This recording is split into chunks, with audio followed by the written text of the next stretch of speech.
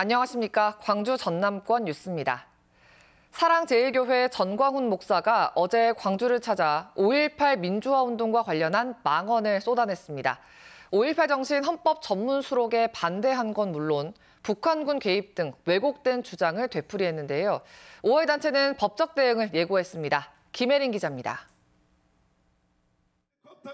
광주역 광장에선 사랑제일교회 전광훈 목사. 5.18 당시 헬기 사격은 없었다고 목소리를 높였습니다. 광주 시민들을 폭도라고 지칭하며 오히려 시민들이 국군 헬리콥터를 향해 총을 쐈다고 주장했습니다. 공수부대에서 무슨 헬리콥터를 향하여 발포를 해서 그 흔적이 빌딩 벽에 있다. 문재인, 대한민국 국민들이 그렇게 멍청한 줄 알아? 5.18에 북한군이 개입했다는 왜곡 발언도 이어졌습니다. 북한 간첩이 앞서가는 시민군을 향해 총을 쐈다는 겁니다. 시민군이 공수부대를 향하여 앞으로 달라붙을 때 뒤에서 사살했다는 거예요. 자기 편을 자기들이. 누가? 북한의 고정간첩 세력이. 김재원 국민의힘 최고위원이 전광훈 목사와 함께 반대한다는 입장을 밝혔다가 당 차원의 징계까지 논의됐던 5.18 헌법 전문 수록에 대한 이야기도 빼놓지 않았습니다. 5.18 정신을 헌법 전문에 넣어도 돼요? 안 된다고 생각하시면 두 손 들고 만세. 이것이 지금 광주의 현실의 민심이야. 5월 단체는 명백한 허위 사실이자 왜곡이라고 반발했습니다. 경악스럽다. 이런 주장을 아직도 시대착오적인 망언을 아직도 하고 있다는 게 참으로 놀랍고요. 이 전광훈 목사의 5.18 왜곡 발언 그리고 명예훼손 발언에 대해서는 강력한 법적 조치를 취한다고 봅니다. 북한군이 5.18에 개입했다고 주장해오던 지만원 씨는 올해 초 대법원에서 징역 2년형을 확정받고 구치소에 수감된 상황. 5월 단체는 전광훈 목사도 왜곡 처벌법에 따라 고발하겠다고 밝혔습니다. KBS 뉴스 김혜린입니다. 지난달 광주 지역의 주택 매매가 크게 늘어난 것으로 나타났습니다. 국토교통부가 어제 발표한 3월 주택 통계에 따르면 지난달 광주 지역 주택 매매 거래량은 2,159건으로 전달보다 90.6% 증가했습니다. 전국 평균 주택 매매 거래량 증감률은 27%로 광주의 증가율은 전국에서 가장 높았습니다. 반면 전월세 거래량은 4,807건으로 전달에 비해 12% 줄었습니다. 주요 전통 사찰의 문화재 관람료가 사라집니다. 문화재 관람료를 면제하면 국가가 비용을 지원하는 법이 시행되기 때문인데요. 전남에서는 10개 사찰이 포함될 것으로 보입니다. 유승용 기자의 보도입니다. 국립공원 백암지구 입구입니다. 조계종 사찰 백양사에서 문화재 관람료와 주차요금을 받고 있습니다. 실제 문화재가 있는 데서 1.5km가량 떨어진 곳입니다. 뭡니까? 그러니까 문화재 관람료래. 저 문화재 관람 안 하고 등산을 갑니다. 여기 절에 안 들리면 그래도 내야 된다는 거 이해할 수가 없더라고. 문화재 관람료를 공원 입장료나 통행료처럼 징수하면서 논란이 이어졌는데 앞으로는 내지 않아도 됩니다.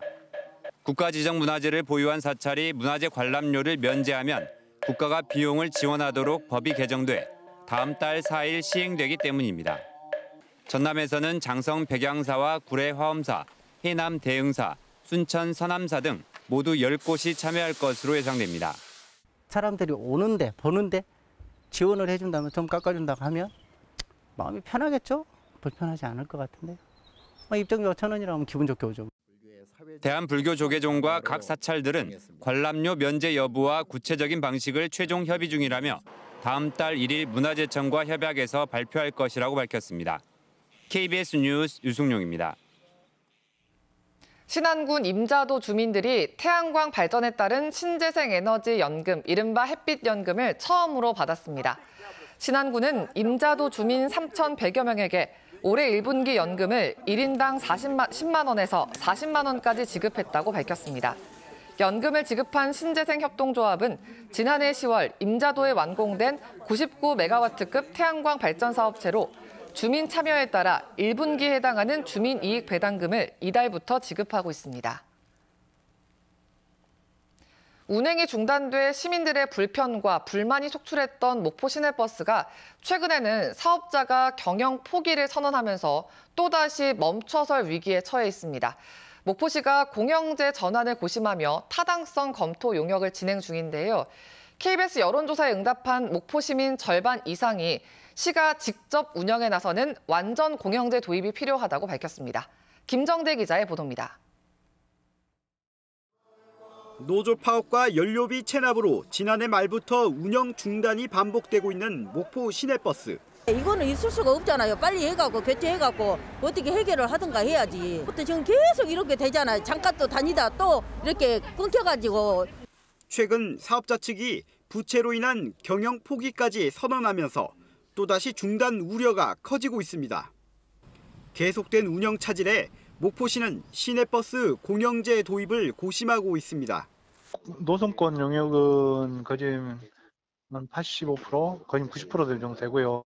노선권이 확정되면은 그 이제 운영 방식이 준공영이냐 공영제냐 우리 시 현실에 제일 맞는 것을 골라서.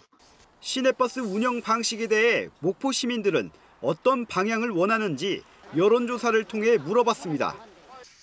목포시가 사업을 직접 운영하는 완전 공영제 도입이 57.5%로 절반을 넘겼고 버스 회사가 운행과 차량, 노무 관리를 맡고 시는 재정 지원 등을 통해 공동 관리하는 준공영제는 25.5%로 뒤를 이었습니다. 사업자만 교체하고 기존 방식을 유지하자는 의견은 12%에 그쳤습니다. 완전 공영제와 준공영제 의견이 83%에 달해 대부분의 시민은 불안정한 현행 방식보다 공영제 전환을 선호하는 것으로 풀이됩니다. 연령대별로는 30대에서 69.1%가 완전 공영제를 도입해야 한다고 답해 가장 높았고 20대 이하에서도 61.3%가 완전 공영제를 선택해 주로 낮은 연령대에서 공영제에 대한 요구가 높았습니다.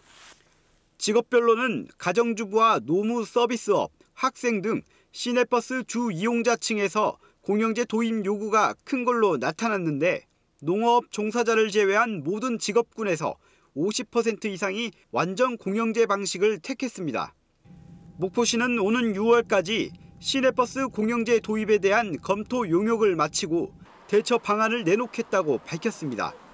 KBS 뉴스 김정대입니다.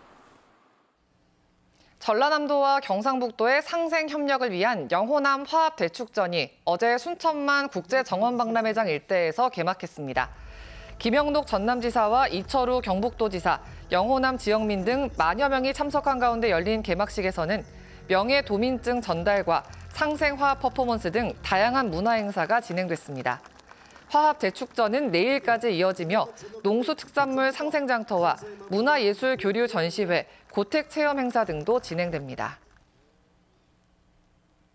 전남 지역 15개 보훈단체는 성명을 내고 전남은 의료 수요는 높지만 전국에서 유일하게 의과대학과 상급 종합병원이 없고 공공의료 기반시설도 열악하다며 전남에 국립의과대학 설립이 필요하다고 강조했습니다.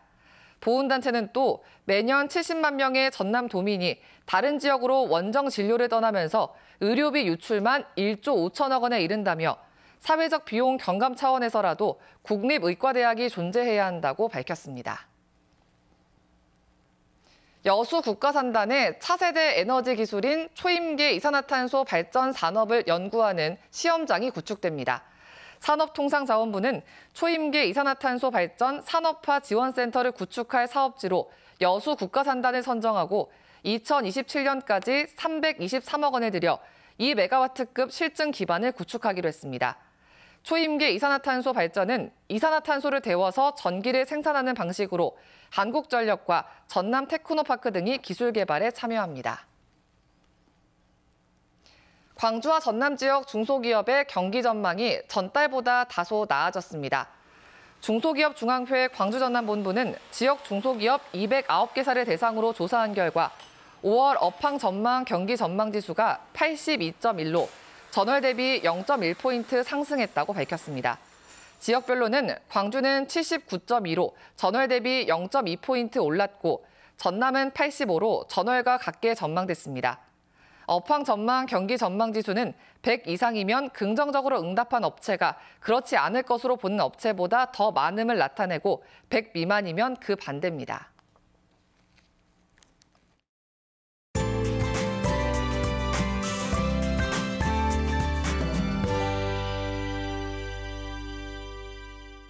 오늘 아침 안개에 주의하셔야겠습니다. 현재 가시거리가 200m 안팎으로 짧은 곳들 많습니다. 특히 해안과 인접한 교량 지나실 때 조심하셔야겠습니다. 어제 낮부터 추위가 다소 누그러졌는데요. 밤 사이에 다시 기온이 내려가면서 아침 기온은 평년보다 조금 낮습니다. 하지만 낮 기온은 대부분 지역에서 20도 이상으로 기온이 오르면서 온화한 날씨 이어지겠는데요. 일교차가 크게 벌어지겠습니다. 감기 조심하셔야겠습니다. 오늘은 막다가 오후부터 차차 흐려지겠고요. 밤에 전남 해안 지역부터 비가 시작이 되겠습니다. 내일은 전국에 비가 내리겠고요. 늦은 오후에 그치겠습니다. 내일 예상되는 비의 양은 5에서 20mm고요. 돌풍과 천둥, 번개가 동반될 수도 있겠습니다. 지역별 기온 살펴보겠습니다. 아침 기온 어제보다 2에서 8도가량 높지만 비교적 쌀쌀하고요. 한낮 기온은 장성과 나주 22도로 따뜻하겠습니다. 여수의 낮 최고 기온 18도, 광양 21도로 어제와 비슷하겠습니다. 목포의 한낮 기온 22도, 강진과 장흥 20도까지 오르겠고요. 신안을 비롯한 도서 지역은 17도에서 21도가 예상됩니다. 바다의 물결은 전해상에서 비교적 잔잔하겠습니다. 내일은 비가 내리면서 낮 동안 서늘하겠습니다.